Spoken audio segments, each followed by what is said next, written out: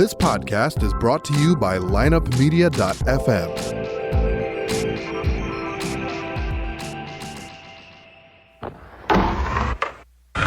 Because if you can tell me what your habits are, I can tell you what sort of a person you are. I can tell you what your future looks like. But like I always say, life is 10% what happens to you, is 90% what you do about it. The people who are most effective in the workplace believe that their future is going to be bigger than their past. When people don't believe that their future is going to be bigger than their past, they begin to disengage. You're listening to The Circuit of Success, a podcast dedicated to helping you achieve success in every facet of life. Only on the lineupmedia.fm podcast network. Now, your host, Brett Gilliland.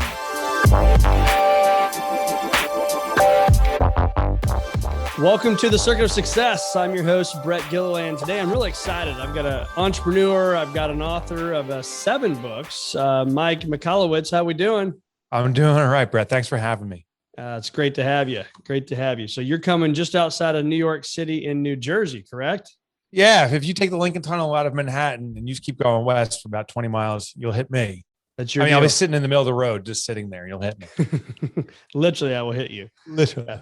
Do you go to the city much right now with everything going on with COVID? Sinfully, no. You know, my wife and I used to go in about once a month for dinner or something like that. And the day COVID hit, we're like, we're done with New York for now. I love the city, but it's just, we're going to wait until you can tour around again, hit the restaurants, make it into a real day. Yeah. It's sad. It seems like a lot of people are moving away from there. It is a great city. Here's Here's what's interesting. So New Jersey, where I am, and maybe this is true for St. Louis too, people are leaving the core of the city and going to all the suburban areas. So the housing demand in New Jersey is skyrocketing, even though we've been the mass exodus state. Everyone's leaving here to go south or west. In the last year and a half, because of COVID, housing prices have jumped. And we see New York plates all over the place. So yeah, people are still coming out. Yeah, it's crazy. Yeah, people are like just getting rid of their houses here. Like the day they say, I want to sell it, it's 3 or 4 offers. Yeah, inventory sits for about a day or two, it seems. Yeah. Well, we could talk about that all day, but you have, like I said, written 7 books. You have been an entrepreneur, like lots of businesses, and we love talking to people like you. I call it the entrepreneur roller coaster, and I'm sure you have lived that roller coaster. But we'll talk about your new book, Get Different, which is things you've learned from a marketing side. But Mike, what's kind of made you the man you are today when you think about your lifetime and you don't just wake up and write 7 books? So what's kind of made you that man? Yeah. So just the quick stories. I never aspired to be an entrepreneur. You hear the stories of other entrepreneurs where their parents perhaps were entrepreneurial or they had that paper route when they were a kid. None of that. I just wanted to get one job for my entire life. And that became my entrepreneurial moment because after school, couldn't get a job. Not a good one. I worked for a computer company. And my spark into entrepreneurship was actually booze. I went out one night after working in this place for about a year and a half with a colleague. And I was just lamenting working for the boss, who I presume sat in the back room counting money and smoking cigars. Right. And I'm like, I work my ass off for this guy. I'm pushing printers and selling all this crap. I'm the person running this little store. I should be owning the business. And with a few beers in, you're like, I'm a genius, right? This is the best I've ever had. I started a business next morning, and just kind of ran out of that story. I got married at 23. I had my first son, and I was starting a business for the first time in my life. 3 mouths to feed. I was clueless. And that's how I launched.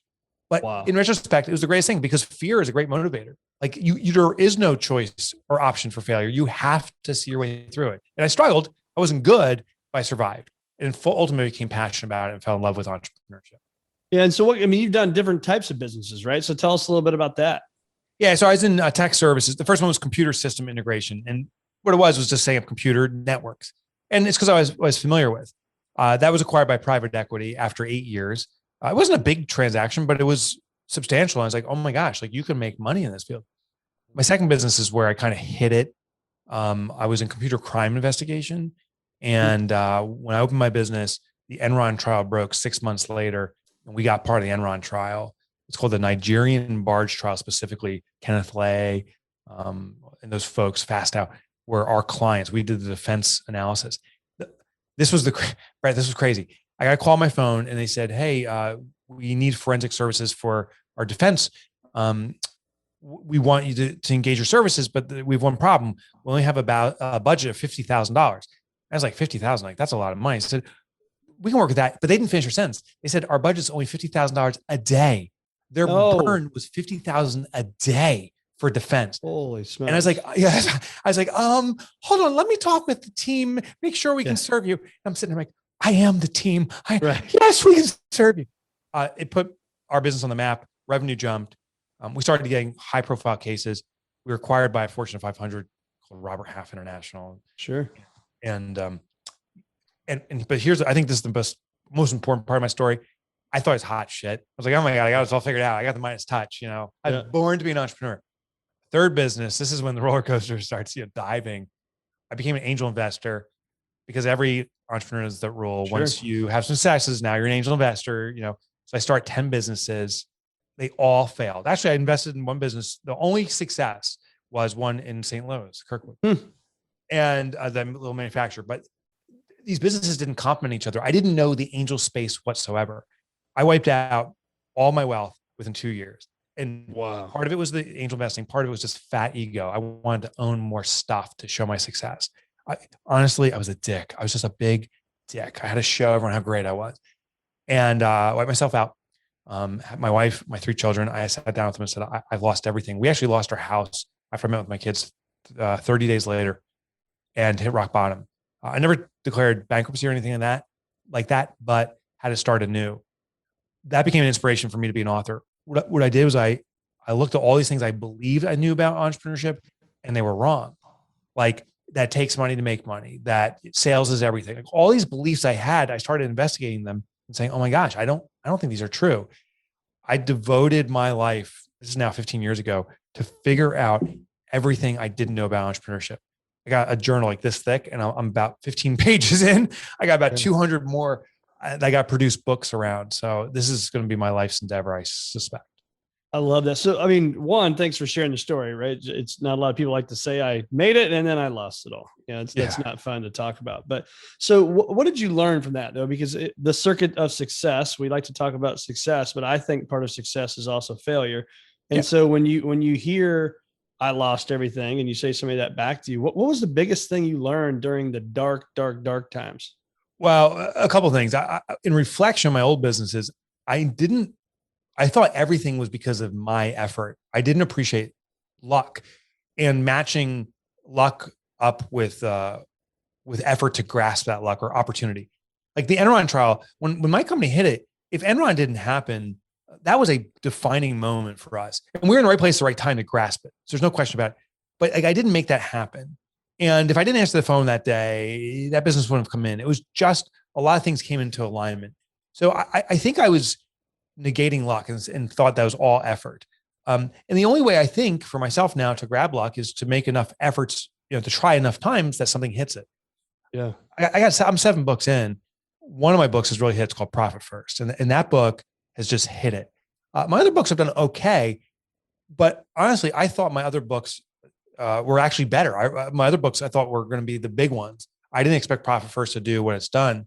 And it's a little bit of luck. I put enough effort out there that something matched up to a demand that I didn't even see myself. The other thing though, I'll tell you about the darkest period.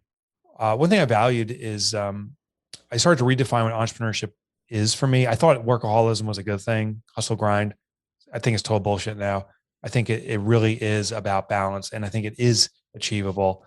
I didn't think it was, and I take that back. I think it is. I think that entrepreneurship is a vehicle for self-expression, it's a platform for enjoyment, and when that stuff comes into alignment, often there's a lot of money that follows behind it. But that's what should be the starting focus, at least for me. And the last thing I discovered too is this concept of journaling. Like journaling is a guy's term for diary. Like having a diary is it's a good thing. So what I did in doing this is it's the cheapest form of therapy. Just anything I didn't understand, I was frustrated with, I was angry about, I just started writing it down. And what would happen is when I journal, every time I would just put down thoughts, it doesn't matter about the thoughts I'm putting out there. What matters is now my mind is clear of thinking of that, and I can start focusing forward. Those were the key lessons I took. And I believe in journaling as well. I mean, if you could see right over here, I've got, 6 journals full of stuff and then 2 more in my bag over here. And So I'm a big believer in what I call strategic think time. That's another word for journaling or diary, if you will, right? Like, but what's that process like for you? I mean, is it just whenever it hits you, you sit down with the journal and do it? Do you schedule it? Like, what's that look like? Yeah, I do some scheduled stuff, but actually not with a journal. It's just whenever I need an outlet. So if I feel some anxiety, I'll let it out. If I have some positive or optimistic thoughts, if that's the right word, or opportunities I see, I write that down too, but that doesn't go in the journal. I have a capture board that anytime something presents itself, I put in this capture board for future consideration. And I'm deliberate about that. Every morning from 6 a.m. till 7 a.m. is my thought and writing time. If I'm not writing, I'm evaluating what I've captured and then converting that into some kind of assimilating in some kind of opportunity or something that's actionable. But the journal, that kind of outlet, it's just when I need it. And I haven't needed it recently, but the time will come. Again, it sits there. It's it sits at the top of my home office desk, and it's waiting for me. Yeah. Again, I consider therapy. Before I didn't have it, I would just get more and more frustrated and angry at myself. It's brought just total clarity, this journal. Yeah, I love it. So, I mean, and what do you think about when you hear strategic think time? So for me, yesterday, I have it on Wednesdays. Usually it's 1 to 3. Sometimes it's 2 to 4, just depends on the day. Right. But for me, when I see it on the calendar, it's already on the calendar. It's already built in there. My team, we built around it. When you hear that, like, what does that say to you when you hear that method? I freaking love it. So I did research for one of my books called Clockwork, and was trying to figure out why do most entrepreneurs aspire to have a business that runs itself effectively, a cash ATM, yet they're doing all the work themselves. Like, what's that disconnect? And I didn't call it strategic think time, but that's what it was. In fact, in the book, I put, there's a statue dedicated to thinking. It's called The Thinker. There's some naked guy there with his chin on his fist. But there's no statue by Michelangelo called The Doer, like some guy pulling his hair out with a phone, trying to call someone and panic to collect money. Like, the doer doesn't exist. It's the thinker. And I'm like, that it's always been that important. And so I totally believe in it. And I do it. Mine is a little more maybe fluid in regards to, I have certain periods of time where I devote to exercise and relaxation, and the thoughts present themselves. So I don't necessarily tell myself, I got to just think right now. Yeah. What I do is I just allow myself to disconnect from work completely. And that's when things start popping up on their own. Yep. Yeah, I love it. And so to piggyback or to keep going on that, because I think this is important for people, so I do those same things if I'm exercising or if I'm in meditation or I'm driving down the road to a kid's game and something pops in your mind. What I found is if I can just, hey, Siri, remind me to blah, blah, blah, right? Whatever I'm thinking about. Yeah. I know that if I've got the time built in my calendar, then I'll actually think about it. Yeah. It's one of those things. I've got a great idea, right? And then it's like, how many great ideas do we have? We have thousands of them that come at us, but yet do we ever slow down enough to actually do something and actually think about it? So then maybe we can take a step, or maybe we toss it, right? Maybe it's a terrible idea now once I spend time with it. But for me, it's been, probably 12 to 15 years of doing that. Some of the best ideas I've had have come from that time because I actually slow down to then speed up. Yeah, for sure. Yeah, actually, I got a little hack that may serve you. So I started exercising regularly about 7-8 years ago, just consistently. I said that now I'm committing, and I found a way to commit that's effective for me. But one of the things I do is run, and I don't consider myself a runner, but I run because I believe there's some benefits to it. Well, when I want to run, to hop on Siri and go, all right, remember, no, it doesn't work. I found there's a technique, a mnemonic technique, which is kind of cool. You or I pick an anchor object. For example, it may be we have a little panel next to our garage, which is the garage code. So when I come back from a run, I go to the garage code, punch in the code to get in. That's the mnemonic holding spot. And any thought I have, so say I'm thinking of a new idea on marketing. So like my new book is marketing. So I have a new idea on a story around marketing of how someone wore a costume in public and how it got attention, something like that. What I'll do is I'll picture that garage code system and sitting on top of it, this costume kind of loosely hanging there. Now, when I come back from and then I forget about it. When I get back from my run, I look at the garage code because I look at it every single time and say, what's sitting on this? I'm like, oh, there's the costume sitting there. Oh, the costume story. And then I pull out Siri and record it. So it's been a good hack for me. Yeah, it's great. Well, it's just a mind trigger, right? For you. Yeah, it's a mind trigger. That's right. 4 miles ago, I thought of that.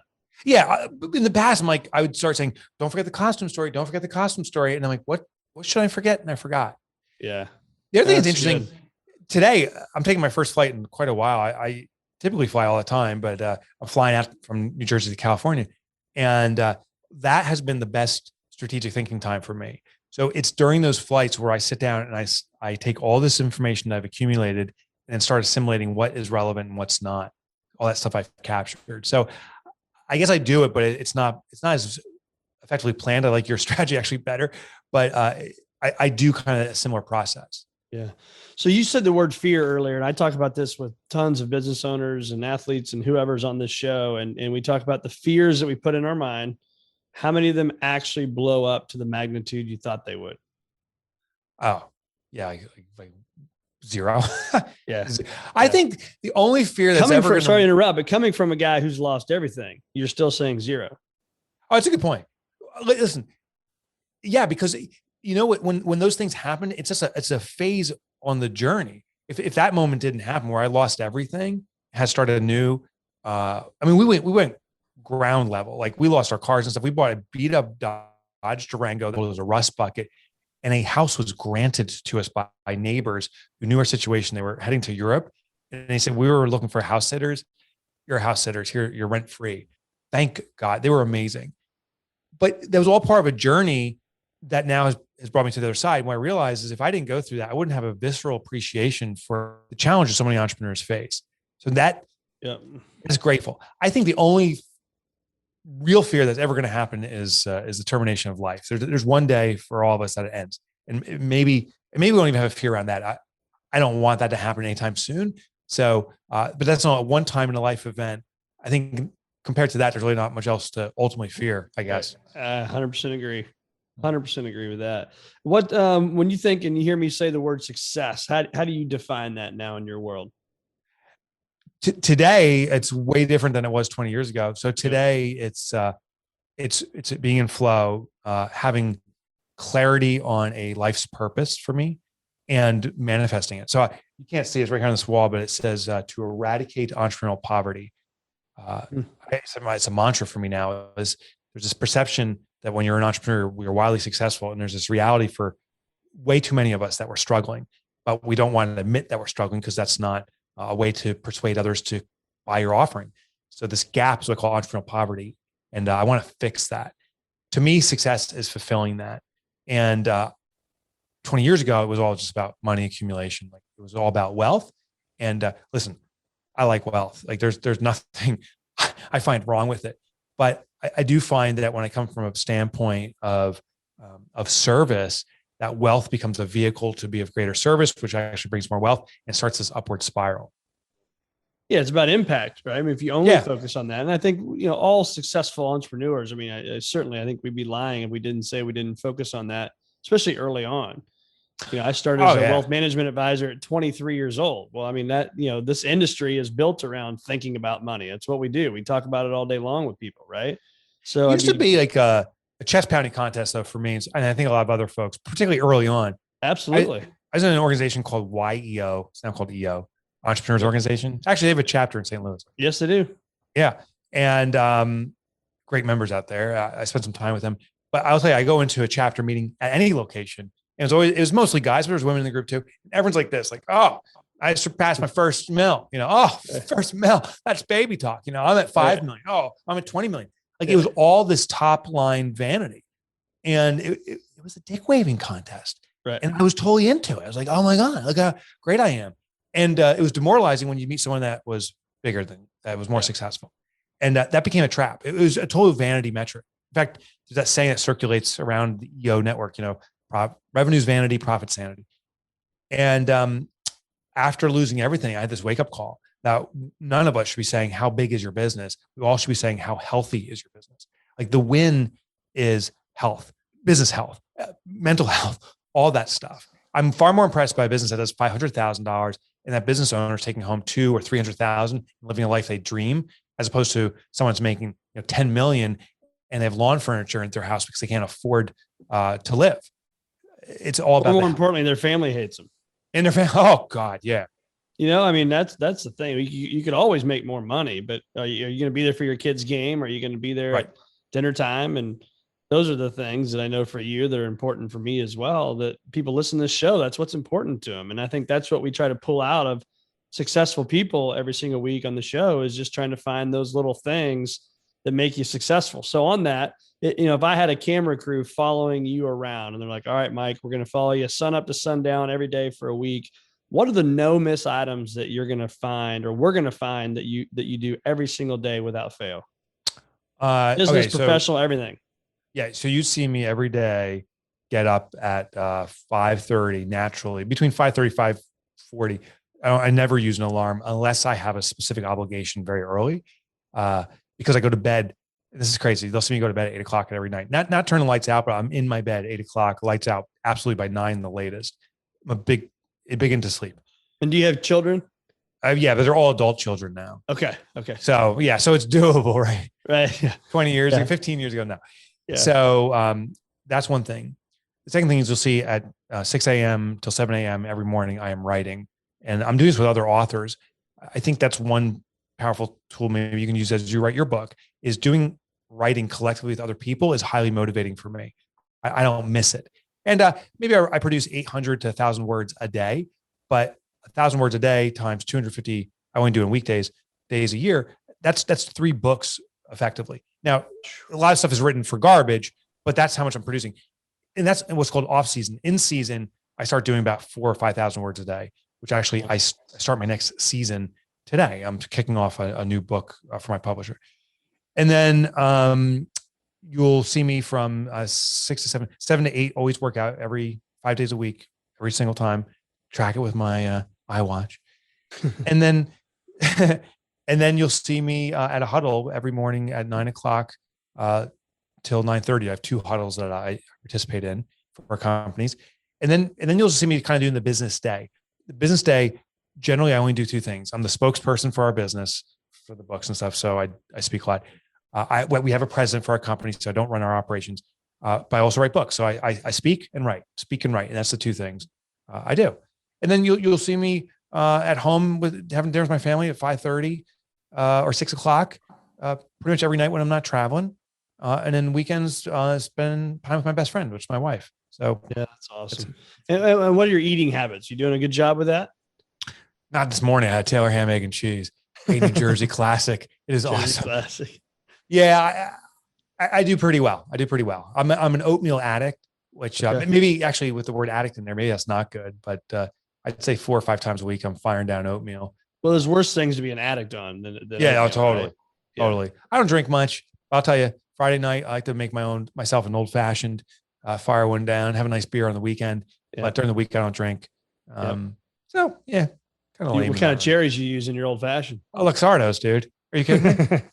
Luxardos, maraschinos. You got to use the best. Is there any other kind of cherry for an old fashioned? No, I actually got a 3-pack of their things that came in from Amazon, which shame on Amazon, the packaging, they wrapped it in so much plastic, to cushion it. I'm not going to buy it from Amazon anymore. I got to find a local store that sells these things. Yeah. And what's the bourbon? Where are you going?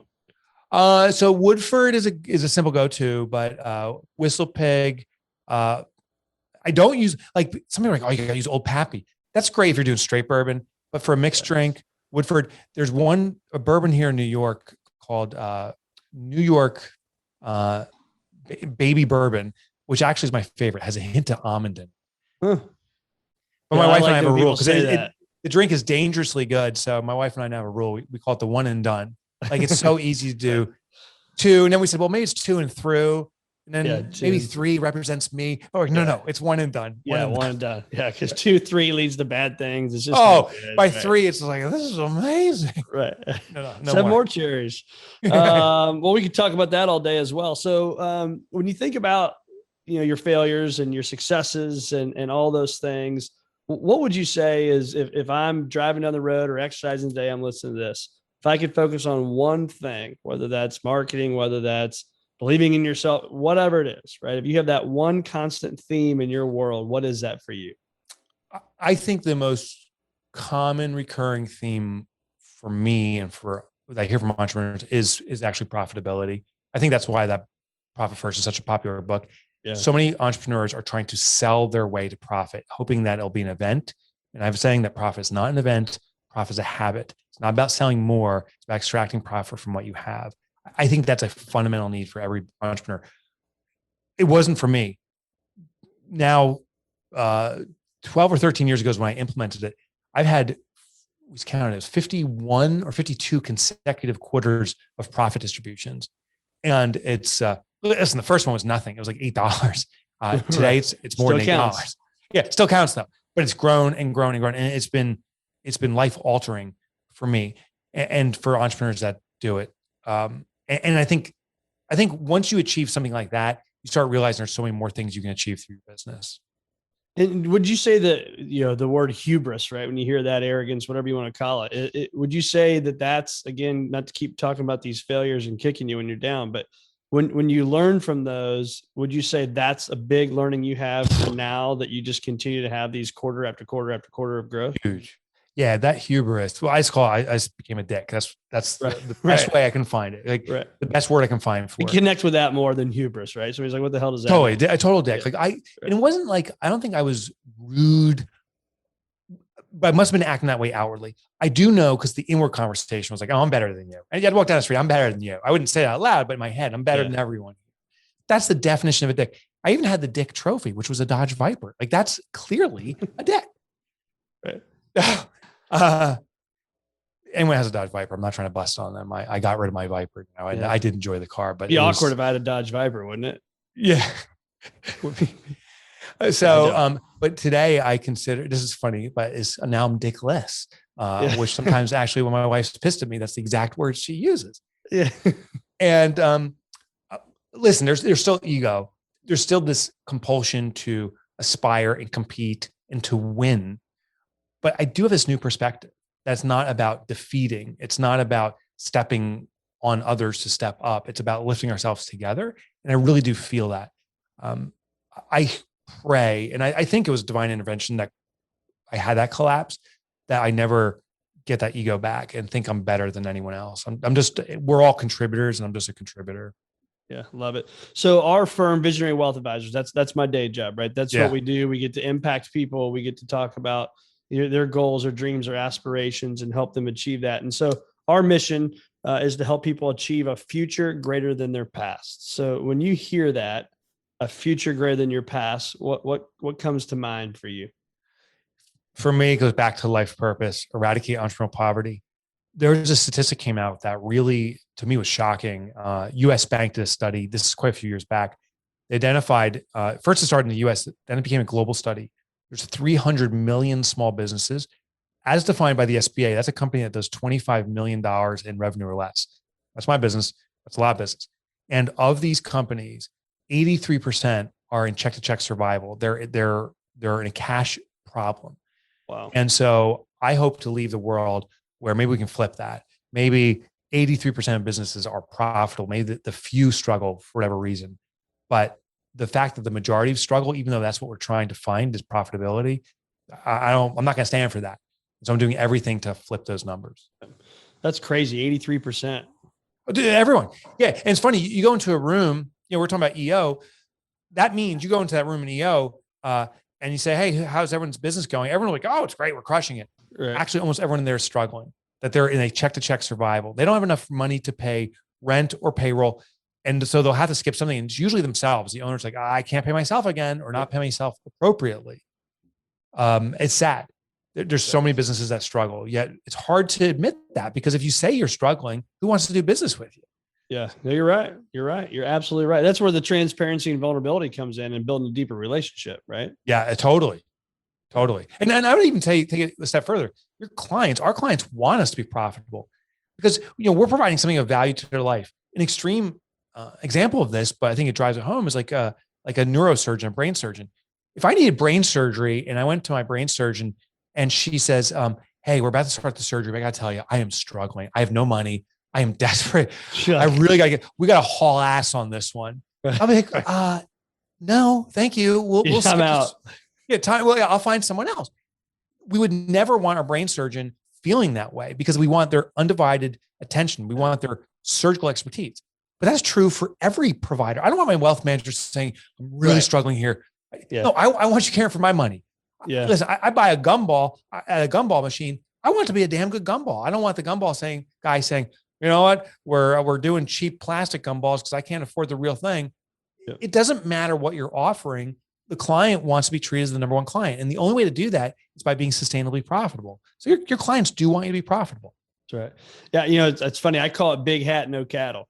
And, you know, right. Texas. And so it's like, especially in our world, right? You don't want to, I mean, I'm totally, I have nice things. I have a nice home. I drive a nice car. Like those things, I like those things. Right. But I don't want to have the big hat and no cattle, especially in the industry that we're in. And we're lucky with all of our advisors are successful that they can sit down with people and have conversations and know they're not one deep breath away from, you know, losing their house.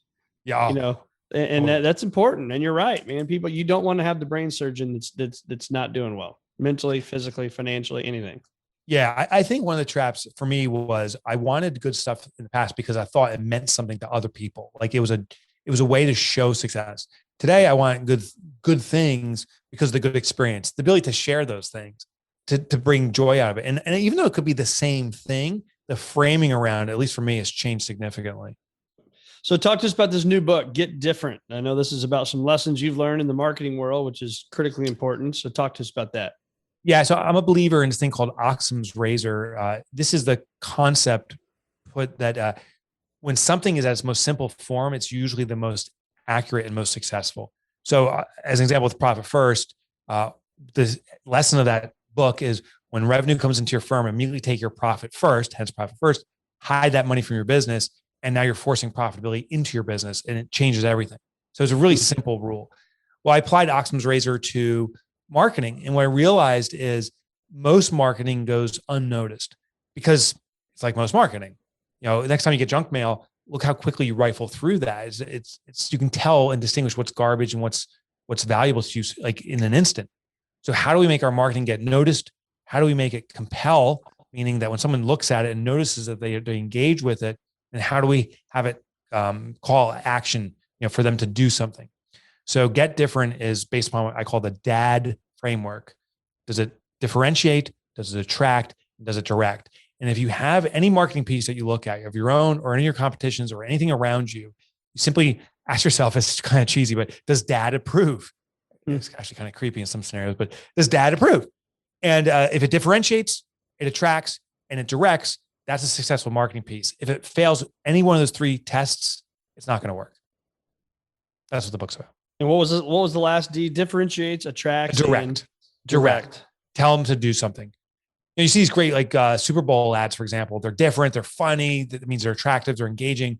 And at the end, it's like, what? There's no specific call to action. It's time for our email list. So there's no way for that ad now to engage you. Could you imagine a Super Bowl ad says, before you stop watching this commercial, simply go to this page and give us your email or send us a text with your email because we got something more for you. They could get hundreds of thousands of engaged audience members or prospects now, but many of these ads just kind of fall flat. It's like, oh, do you remember that funny ad with that guy? I don't know who it was. That's not perfect. What they do at the Super Bowl. Yeah. So where do our listeners find more of Mike? Where do we look you up, man? Okay. So I'm hopefully this is a little bit of a dad technique here. Here's where you don't go. Don't go to MikeMichalowicz.com because no one can spell it. Go to Mike Motorbike. That's my nickname from high school. Motorbike. Even though I've never had a motorcycle. It's kind of weird. MikeMotorbike.com. It rhymes. And on there, I think you will find the most different author website you've ever seen. You'll have fun experiencing it. And I do have some free tools for you, including all my books. You can get chapters from all my books for free and start exploring that if that's what you want. MikeMotorbike.com. Love it. Good follow on Instagram too. Yeah, right. Thank you. Yeah. Well, we'll put all this in the show notes, Mike. And last question for you. I always love this question, but if I give you $10 million and you can't, if you have any debts or you have normal investments you want to do, you can't do that. Okay. We got to go out and have some fun or make an impact. What are you doing with the $10 million check you get today? I would probably launch an incubator. Yeah. So I'd probably get a facility to incubate small businesses.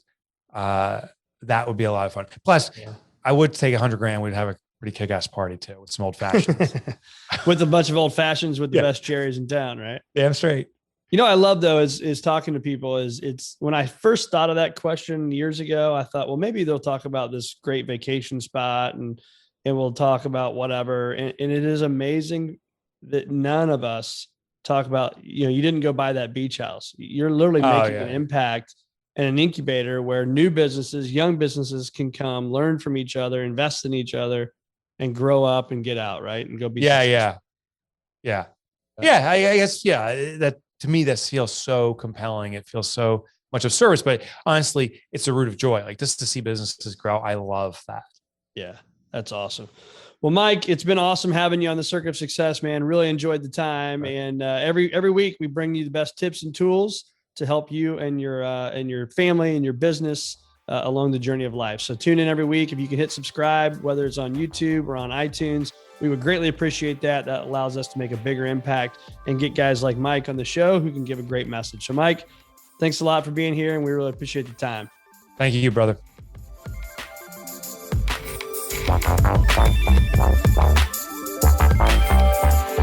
Tune in next week for another episode of The Circuit of Success with Brett Gilliland on the lineupmedia.fm podcast network. Subscribe to the show on iTunes, Google Play, Stitcher, and through our website, circuitofsuccess.com. Follow us on Facebook and Twitter, and email any questions to info@circuitofsuccess.com.